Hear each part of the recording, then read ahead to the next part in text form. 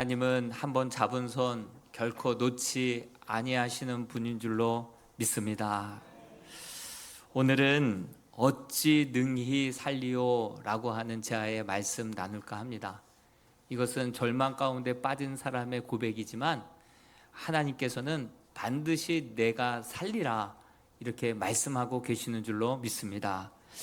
지난 화요일 새벽에 새벽 예배를 드리러 나왔는데 교회 셔터 문조차 열리지 않는 거예요.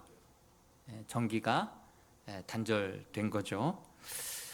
전기가 이제 들어오지 않다 보니까 이제 뭐 아무리 컴퓨터가 좋아도 프린터가 기능이 좋아도 뭐 여러 가지 시스템 뭐 전자기계가 좋다 하더라도 아무 소용이 없는 거예요. 와이파이조차도 들어오지 않으니까 할 수 있는 일이 없더라고요. 하나님께서 함께하지 않는 인생은 곱하기 0의 인생이구나. 아무리 인생이 스펙이 좋고 뭐 화려한 경험을 갖고 있다 하더라도 하나님이 함께하시지 않는 인생은 곱하기 0의 인생이구나 라는 것을 순간 느끼게 되었습니다. 급히 알아보자 결국은 월요일 저녁과 새벽 사이에 고압 전력이 이제 스파크가 일어난 거예요. 그래서 전력이 단절된 거죠.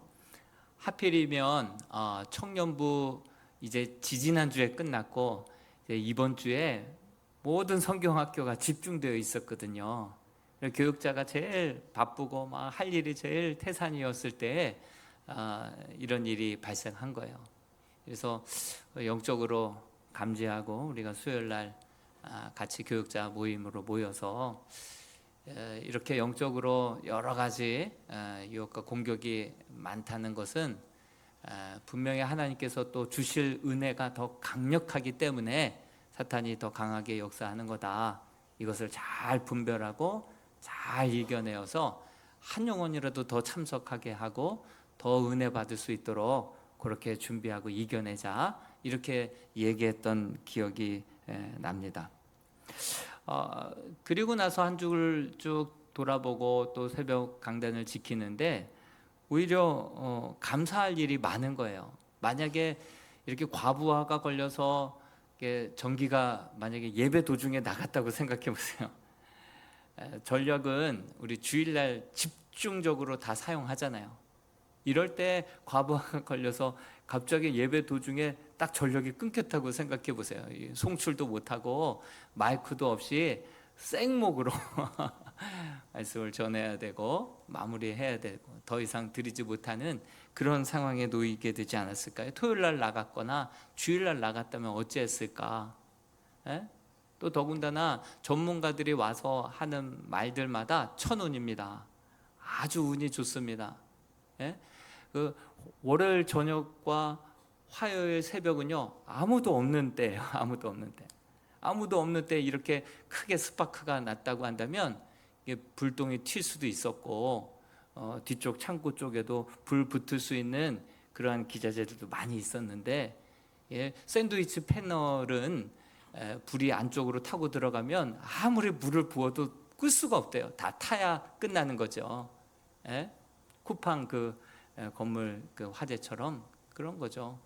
그러면서 천만 화재가 안 난 게 아주 다행입니다. 이런 이야기들을 하세요.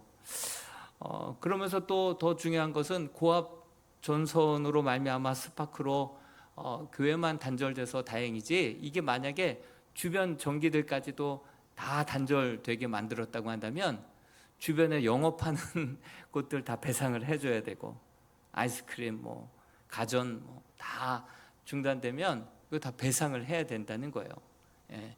108 하루 매출이 얼마예요? 일주일 동안 장사 못하면 어떻게 뭐 교회에다가 권사님이 배상하지는 않겠지만 주변 상가들까지도 다 그거 배상해야 될 책임이 교회에 있었다 이렇게까지 얘기하시는 거예요. 그러면서 한국전력에도 급히 연락 다 하고 또 발주 넣고 하루에 작업할 일이 아닌데 금요일 날 다 몰았어요. 근데 그날 또 비 왔으면 어쩔 뻔했어요. 일기예보는 비가 온다였거든요. 근데 아침부터 저녁 공사 끝날 때까지 비가 오지 않았어요. 그래서 그 작업을 한 며칠 걸릴 것을 하루 만에 다 끝낼 수 있었던 것이죠. 그래서 공사 사장님도 관계자들도 오는 분들마다 천만다행입니다, 천운입니다, 하늘이 도왔습니다, 이런 고백들을 하는데, 우리 믿는 자들은 뭐라고 고백하죠? 하나님의 은혜입니다. 하나님이 주인 되시는 교회인 줄로 믿습니다. 그래서 이번 주 주일부터 우리 이랑교회는 다시 첫날이다. 끝날 뻔했는데, 그러나 다시 은혜로 시작되는, 오늘 에스겔서 말씀이요 바로 이런 거예요. 사실 전조 증상들이 많이 있었대요. 저 나중에 보고 들었는데 연기도 막 났었고 탈 냄새도 났었고, 또 고지서에 보면 55kW로는 전력이 부족하고 계속 누진세가 적용되니 이제 승합하라, 이런 고지서 내용들도 이제 나중에 이제 발견이 되죠. 우리의 영혼도 가정도 교회도 마찬가지예요. 전조 증상들이 있어요. 계속해서 하나님께서는 말씀을 통하여서 경고하시고요, 또 양심을 통해서 우리의 마음을 자꾸 불편하게 하셔서 우리에게 경고하시는 거예요. 또 사람들의 권면을 통하여서 경고하시고, 더 나아가서는 꿈을 통하여서도 경고하시고, 여러 사건과 사고들을 통하여서 스스로를 돌아볼 수 있도록 계속해서 경고하시는 분이 하나님이시죠. 그런데 계속 우리는요 그러한 경고를 무시합니다. 설마가 사람 잡을까? 사람뿐만이 아니라 가정도 무너지고요, 나라도 무너졌다라고 하는 사실이 역사를 통하여서, 성경을 통하여서 우리에게 말씀하고 있습니다. 설마 이렇게까지 될까? 그런데 이렇게까지 되는 일이 역사 속에, 성경 속에 기록되어 있었죠. 오늘 에스겔서를 통하여서도 말씀하고 있는 것이죠. 에스겔은요 남유다 멸망 전후에 그렇게 사역했던 제사장이면서 선지자였죠. 바벨론이 1차 침공을 통하여서 다니엘과 여러 사람들을 포로로 끌고 갔죠. 2차로 침공했을 때 이 에스겔과 여러 포로들을 끌고 갔었죠. 3차 침공 때 예루살렘 성전과 그 모든 남유다가 완전히 멸망당하게 되었죠. 포로로 끌려가서 그 포로 현지에서 예루살렘의 멸망을 계속해서 예언했습니다. 경고했습니다. 그러나 설마 하나님의 성전이 불타 없어지겠어? 설마 하나님이 함께 하시는 남유다가 멸망하겠어? 그러다가 결국은 멸망당하고 나서 그 이후로도 이 에스겔이 파수꾼의 사명을 가지고 경고하는 거예요. 파수꾼의 사명은 무엇입니까? 깨어 있는 거예요. 그리고 정확하게 하나님의 말씀을 듣는 거예요. 그리고 들은 말씀을 가지고 가감하지 않고 그대로 있는 그대로 경고하는 것. 그래서 온 나라 백성들이 다 지금 돌이키게 하고 회개하게 하고 정말 하나님의 기뻐하시는 뜻을 쫓아 살아가게 만드는 그 사명이 바로 파수꾼의 사명인 줄로 믿습니다. 그래서 에스겔은 깨어서 하나님이 보여주시고 들려주시는 그대로 전하고 있는 거예요. 1장부터 24장까지는 남유다의 심판을 예언하고 경고하고 또 경고했는데 사람들은 듣지 않았어요. 그리고 결국 예루살렘이 무너지고 맙니다. 뿐만 아니라 25장부터 에스겔 32장까지는 남유다 주변의 나라들, 열방들에 대한 멸망을 또 예언하는 거예요. 왜 에스겔에게 예언을 했겠습니까? 왜 에스겔에게 보여줬습니까? 그들이 듣지 못하니까, 그들이 보지 못하니까 에스겔에게 대신 그 열방의 멸망에 대해서 계속해서 경고하고 경고했습니다. 여러분, 그 주변 나라들만 해도 지금 이 상황 속에서는 결코 무너질 수 없는 상황이었어요. 그런데도 불구하고 예루살렘 무너졌고 그 예언했던 열방들의 나라들도 예언한 그 말씀 그대로 적용이 되어서 무너지고 멸망당했던 그 말씀들을 볼 때마다 무릎을 치지 않을 수 없어요. 그래서 이 에스겔서에 60회 이상 나오는 말씀이 그들이 내가 여호와인 줄 알리라, 그들이 내가 여호와 하나님이신 줄 보게 되리라, 알게 되리라. 그 말씀이 60회 이상이나 나오는 거예요. 절대로 멸망할 것 같지 않았던 나라들을 향한 멸망의 예언의 말씀이 그대로 성취되니까, 그 멸망하고 난 이후에 도무지 회복할 기미가 보이지 않는 나라를 회복하리라 말씀하셨는데, 그 말씀하신 대로 회복되니까 온 나라와 열방들이 여호와 하나님을 바라보면서 그가 여호와 하나님이심을 알게 되리라. 그 말씀이 에스겔의 말씀에서 쏟아져 나오고 있습니다. 그 중에 한 도시를 보면 두로라고 하는 도시를 볼 수가 있어요. 자기네들이 지금 정말 막강하고 돈도 재력도 정보력도 뭐 여러 가지가 쌓일 대로 쌓이다 보니까 자기네들이 신이다 이렇게 고백한 도시가 있어요. 그 도시가 바로 두로라고 하는 그러한 도시였습니다. 그들이 뭐라고 자기 자신들을 고백하냐면 에스겔서 28장 2절에 보면 이렇게 고백하고 있어요. 같이 한번 읽어볼까요? 시작. 나는 신이라 내가 하나님의 자리 곧 바닷 가운데 앉아 있도다 하도다. 그들이 얼마나 교만했냐면 나는 신이다 이렇게 고백하고 있는 거예요. 나는 신이다. 이게 그 역사적으로 보면요, 두로라고 하는 도시는요, 구도로는 해안가에 있는 구도시가 있고요, 그리고 신도시는요 바로 한 800m 떨어진 섬에다가 아주 요새처럼 지어놓은 도시가 바로 두로라고 하는 도시예요. 지도 한번 보여주시겠습니까? 예, 지도에 보면 티레라고 지금도 불려지고 있는데요, 두로라고 하는 도시가 저 육지 쪽에 해안 도시이고, 한 800m 떨어진 저 섬에 완전히 요새처럼 지어놓은 거예요. 그러다 보니 무역이 활성화되면서 돈은 계속 쌓이죠. 무역을 하다 보면 정보력도 쌓이죠. 지혜도 쌓이죠. 그러니까 하늘 높은 줄 모르고요, 심지어는 바벨론, 유다를 멸망시켰던 바벨론 느부갓네살이 와도요, 그 구두로는 그렇게 공격은 했어도 이 섬에 있는 요새는요 어떻게 해보지를 못한 거예요. 그러니까 그들이 아주 그냥 하늘 높이 교만이 찔러서 나는 신이다 이렇게 고백하고 있는 거예요. 예? 그런데 하나님께서 이 나라를 향하여서 뭐라고 예언하시냐면 에스겔 28장 7절과 8절 말씀을 같이 한번 읽어볼까요? 시작. 그런즉 내가 이방인 곧 여러 나라의 강포한 자를 거느리고 와서 너를 치리니 너를 바다 가운데에서 죽임을 당한 자의 죽음같이 바다 가운데서 죽게 할지라. 바다 가운데서 죽게 만들 것이다 이렇게 이제 예언, 칼로 칠 것이다. 여러 강포한 자들을 거느리고 와서 너희를 칠 것이다 이렇게 예언했죠. 그래서 어떻게 역사적으로 실제로 어떻게 됐나 봤더니, 여러분 바벨론 느부갓네살 왕도 이 바다에 있는 요새는 건드리지 못했어요.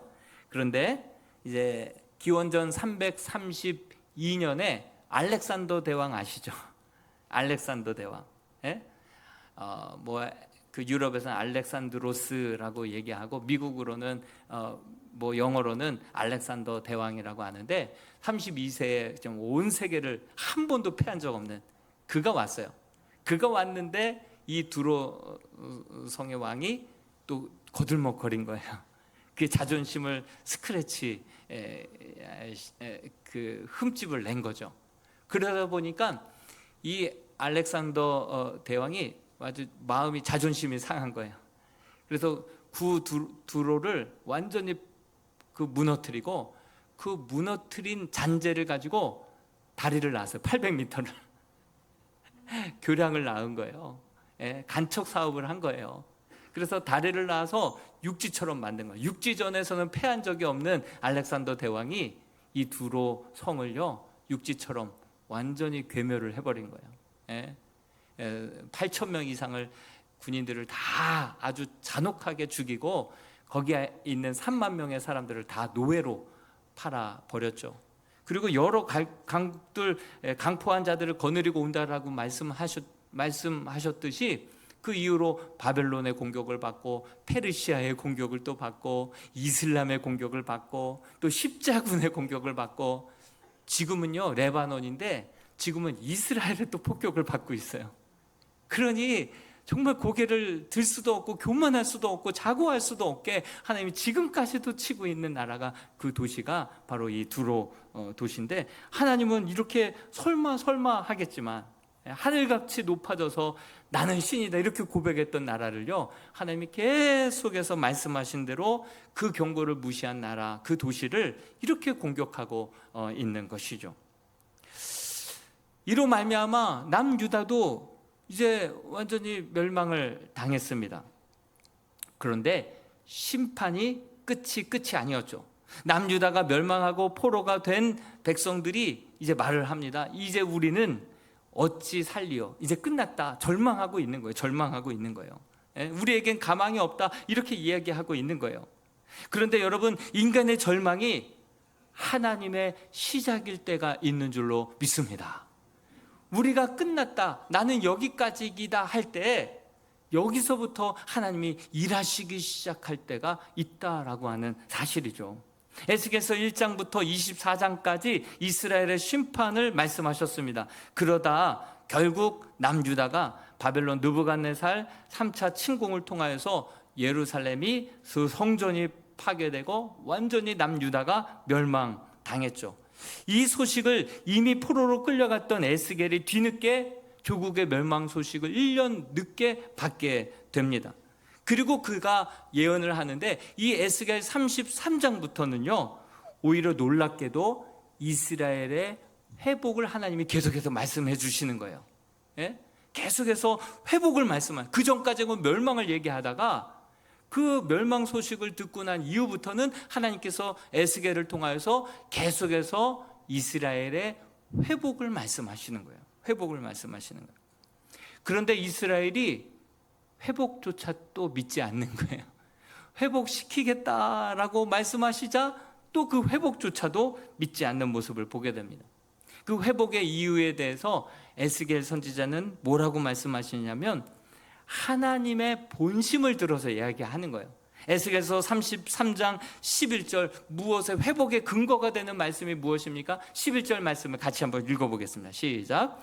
나는 악인이 죽는 것을 기뻐하지 아니하고 악인이 그의 길에서 돌이켜 떠나 사는 것을 기뻐하노라. 이스라엘 족속아 돌이키고 돌이켜라. 하나님은요 악인이 멸망당하는 것, 이것이 하나님의 본심이 아니라는 거예요. 그들이 온전히 자기의 죄악을 깨닫고 돌이키게 하는 것, 이것이 하나님의 진정한 본심이기 때문에 너희가 지금이라도 돌이키고 돌이킨다라고 한다면 반드시 너희를 통하여서 다시금 회복을, 다시 시작하는 은혜를 주실 것이다, 이렇게 약속하고 있는 것이죠. 하나님의 본심은 심판이 아니라 이들로 하여금 죄악을 깨닫고 돌이켜서 온전하게 회개를 할 때 하나님께서는 그들을 다시금 회복시켜 주실 것이다, 이렇게 약속하고 있는 것입니다. 저들에게 망한 소식이 구원의 소식이 되기 위하여서는 어떻게 해야 되겠습니까? 저와 여러분들 뿐만이 아니라 우리 모두는 하나님의 말씀 앞에 다시금 서는 시간을 통하여서 다시 한번 하나님의 말씀을 온전히 듣고 말씀을 우리의 기준으로 삼고 말씀을 중심으로 우리가 돌아서고 돌이킬 때 그때 진정한 회복이 시작될 것이다, 이렇게 성경은 에스겔 선지자를 통하여서 말씀해주고 있는 것입니다. 여러분, 구원은 믿음으로 받죠. 그러나 회복은요 우리가 삶을 돌이킬 때 회복을 받게 되는 것이죠. 구원은 전적인 은혜로 주어지는 거고 믿음으로 주어지는 거지만 우리의 삶의 회복은요 우리가 말씀을 기준 삼아서 돌이키고 회개하고 회개할 때 진정한 회복을 맛보게 되는 것이죠. 여러분, 수술은요 우리가 수술을 받았다고 몸이 자동으로 회복되는 거 아니죠. 수술 이후에 뼈를 깎는, 정말 눈물을 흘리는 그 재활을 우리가 통과해야 진정한 회복을 맛볼 수 있는 거 아니겠습니까? 마찬가지예요. 구원을 받았지만 진정한 회복을 위하여서는 우리가 말씀을 기준으로 삼아 우리가 돌이키고 회개하고 나의 삶을 바꿀 때 비로소 우리의 삶도 진정 회복을 맛볼 수 있다라고 성경은 말씀하고 있는 것입니다. 여러분, 그런데 우리가 돌이키지 못하는 가장 큰 이유가 있다면 기준이 계속해서 바뀌지가 않아요. 여러분, 이스라엘도 그렇고 세상 사람들도 그렇고 저마다 자기의 이익과 안전을 위해서 자기만의 옳고 그름의 기준이 있어요. 모든 사람들마다 자기만의 기준들이 있어요. 그 기준들이요 다 제각각 다른데 부모가 그렇게 만들어 줘서 그 기준이 잘못된 경우도 많아요. 그러니까 장윤기 광주의 그 고교생 살인 사건을 보십시오. 예? 그 부모가 그렇게 키웠기 때문에 기준이 달라져서 잘못해도 자기가 잘못한 것을 깨닫지 못하는 경우도 있지 않습니까? 또한 그 기준이 사람마다 지역마다 다 다를 수 있는데 집에서는 효자이고 또 밖에 나아가서는 호인이라고 하는데 아내의 눈에서는 입에서는 눈물이 흐르고 나는 외롭다, 나는 고통스럽다 이렇게 이야기하고 반응할 수가 있다는 것이죠. 어떤 아버지는요 아주 완벽주의자예요. 그래서 다른 사람들의 일을 끝내주면 끝내줘요. 그런데 그 아들의 입장에서는 그 완벽주의 성격의 아버지 때문에 숨이 막히는 거예요. 상처를 입는 거예요. 그리고 그 안에 분노가 쌓여가는 것이죠. 이게 내 기준, 내 나름대로 이 세상의 도덕과 이익과 상식과 나름대로 그 기준을 가지고 우리가 살아가는데 그 기준은요 절대 기준일 수는 없는 것이죠. 상대적인 기준이고 누구에게는 좋다 칭찬받지만 누구에게는 아픔과 상처를 줄 수 있는 기준이 될 수 있는 거예요. 여러분, 진정한 기준은요 진리의 말씀 하나님이 우리의 기준이 되어야 할 줄로 믿습니다. 성경 말씀이 우리의 삶의 기준이 되어야 할 줄로 믿습니다. 그래서 성경에 보면요 누가복음 5장에 베드로가 예수님을 만나자 뭐라고 고백합니까? 주여 나를 떠나소서, 나는 죄인입니다. 나는 기준이 될 수 없습니다. 그 하나님을, 메시아 예수님을 만나보니 나는 기준이 될 수가 없었고 나는 죄인이었음을 고백하는 거 아닙니까? 이사야서를 보면, 이사야서 6장에 보면 이사야가 그 환상 가운데 하나님을 만나는 경험을 하게 되지 않습니까? 그때 뭐라고 고백합니까? 화로다 나여 망하게 되었도다 이렇게 얘기하는 거예요. 왜 하나님을 만난 사람들은 자기 자신을 죄인이라고 고백합니까? 기준이 바뀌기 때문에 그런 거예요. 그때부터 기준이 달라지는 거예요. 내가 여전히 기준일 때는요 내가 맞고 너는 틀리다 이렇게 우리는 생각할 때가 많습니다. 감정이 내 기준일 때는요 나는 피해자이고 너는 가해자다, 나는 억울하다 이렇게 표현을 합니다. 내 생각이 기준일 때는요 내가 옳고 너는 그르다 이렇게 정죄를 합니다. 그러나 하나님의 말씀이 기준이 되어서 나를 볼 때 나 같은 죄인이 없어요. 그러므로 나는 죄인입니다. 나를 떠나서 하나님이 기준이 되고 하나님의 말씀이 기준이 되다 보니까 나 같은 죄인 살려주신 그 은혜가 너무나도 놀라운 거예요. 내가 잘못했습니다. 내가 죄인입니다. 나를 떠나소서, 내가 돌이키게 하시고 나를 바꾸게 하여 주옵소서. 기준이 하나님이 되고 하나님의 말씀이 기준이 될 때 비로소 내가 죄인임을 깨닫게 되는 것 아니겠습니까? 더 이상 하나님의 경고든 회복의 약속이든 무시하지 않겠습니다. 하나님이 기준이 되는 거예요. 제가 성경을 읽을 때 이해할 수 없는 부분이 있었어요. 12지파가 있죠. 12지파 중에 영적인 장자는 누가 되어야 하겠습니까? 요셉 아니겠어요? 요셉이 예수님을 제일 많이 닮았고 요셉의 삶을 보면 참 예수님의 성품과 그 용서와 그 인자하심이 다 드러나지 않습니까? 그런데 그 이스라엘의 역사를 보면요 영적인 장자가 누가 되냐면 유다가 되는 거예요. 유다가. 유다가 넷째 아니겠어요? 넷째임에도 불구하고 유다가 그 영적인 장자의 역할을 감당하면서 그 유다의 지파에서 다윗이 나오고 다윗의 계통에서 혈통에서 예수 그리스도가 나오는 것을 보게 돼요. 근데 창세기 38장에 보면요, 이 유다가 며느리 다말과 그렇게 동침을 해서 죄를 범해서 또 아이를 낳게 되지 않습니까?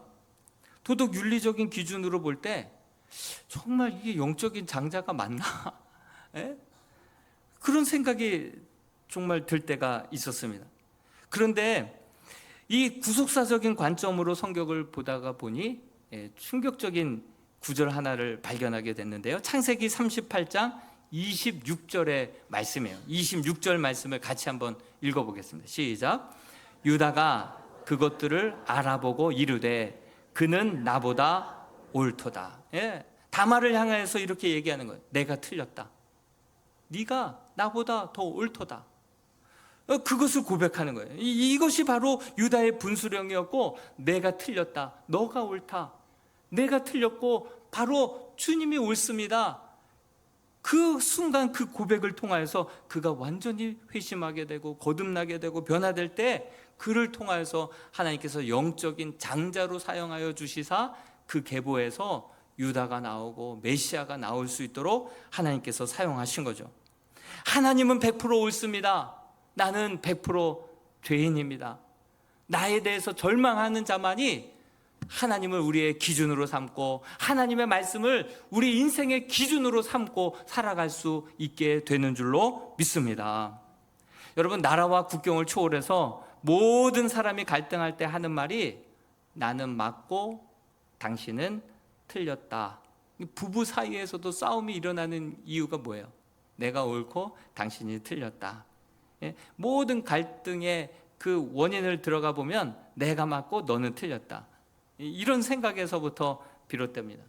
그런데 이 주장을 내려놓고, 내 기준을 내려놓고 하나님의 기준을 중심으로 내가 돌이키기 시작할 때부터 관계의 회복이 시작되고 하나님의 놀라운 영적인 회복이 시작된다라고 하는 사실이죠. 관계도, 가정도, 교회의 모든 갈등도 바로 하나님이 기준이 되고 하나님의 말씀이 기준이 되어서 내가 죄인입니다, 나를 돌이키고 나를 부인하고 온전히 하나님 앞에, 말씀 앞에 부복할 때, 그때에서부터 진정한 용서와 치유와 회복이 시작된다라고 하는 사실이죠.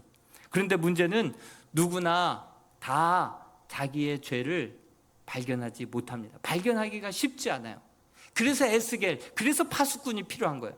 그래서 파수꾼이 하나님의 심정, 하나님의 기준, 하나님의 말씀을 계속해서 경고하고 선포하고 알려줄 때만이 나의 기준을 내려놓고 하나님의 기준을 기준 삼아 우리의 삶을 돌이킬 때, 그때서부터 놀라운 하나됨과 치유와 회복을 맛보게 된다라고 하는 사실이죠. 여러분, 이 예배 때 선포되는 이 말씀이 바로 이 에스겔이 진짜 외치는 그러한 파수꾼의 선포가 되기를 간절히 소망합니다. 이 말씀을 우리가 듣지 않으면, 말씀을 우리의 삶의 기준으로 삼지 않는다면 내가 얼마나 죄인인지, 내가 얼마나 말씀에서 벗어났는지를 알 수가 없는 거예요. 그래서 예배를 통해서 파수꾼의 외침을 들으시고 내 기준을 내려놓고 하나님의 기준을 붙들고 셀 모임을 통해서 정말 그 말씀대로 한번 돌이켜보고 순종해 보는 거예요. 그럴 때 진정한 회복과 진정한 치유와 진정한 하나됨과 회복을 경험하게 될 줄로 믿습니다. 마지막으로 에스겔 33장 15절에서 16절 말씀, 구체적으로 이렇게 돌이키라 말씀하고 있습니다. 그럴 때 너희가 반드시 살리라, 이렇게 또 약속하고 있습니다. 이 말씀을 같이 한번 읽어보겠습니다. 시작.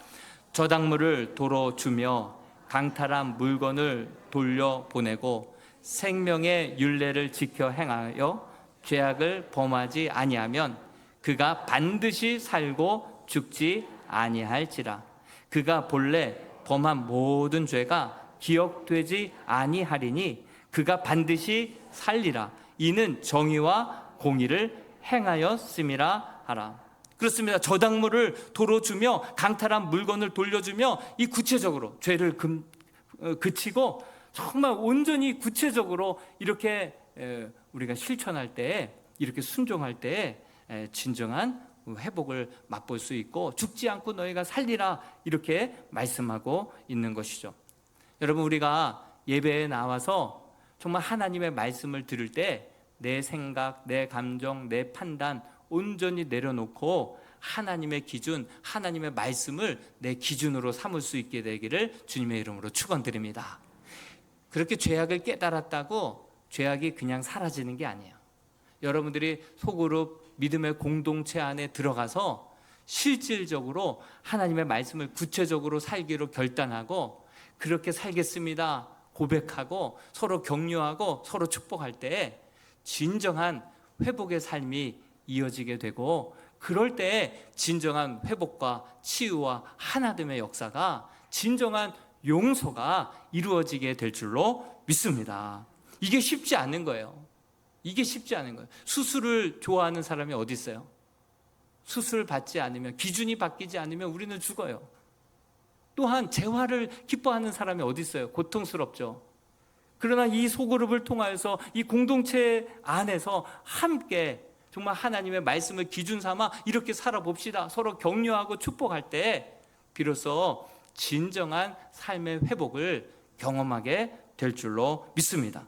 하나님이 약속하십니다. 반드시 살고 죽지 아니하리라. 그가 반드시 살리라. 하나님의 언약의 신실하신 약속인 줄로 믿습니다. 우리 교회는 병원과도 같아요. 예배가 수술이고 소그룹 공동체를 통하여서는 재활이 이루어지는 거예요. 그럴 때 정말 우리의 몸과 영혼과 삶이 정말 건강하고 복되고 정말 행복한 삶이 될 수 있기를 주님의 이름으로 축원드립니다.